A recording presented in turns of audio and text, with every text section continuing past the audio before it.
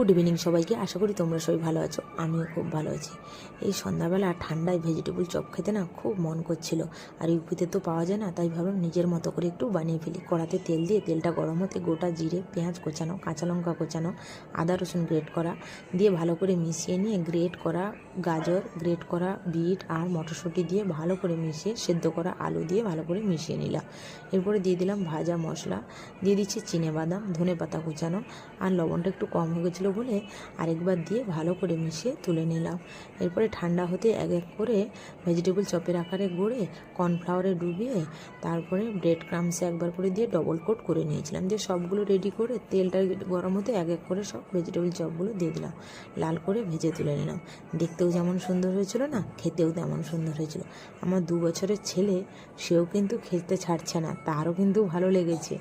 যাই হোক, আজকে এই পর্যন্ত, দেখা হচ্ছে নতুন একটি ভিডিওতে।